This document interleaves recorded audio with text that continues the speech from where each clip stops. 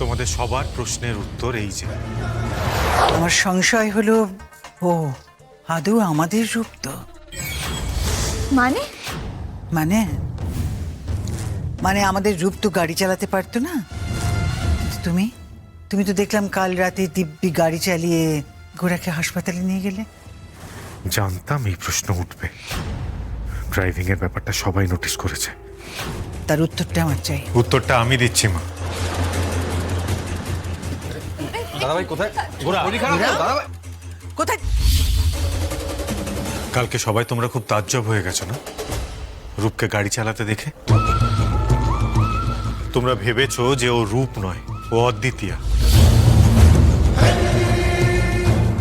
কিন্তু তোমরা সবাই ভুল ভেবেছো।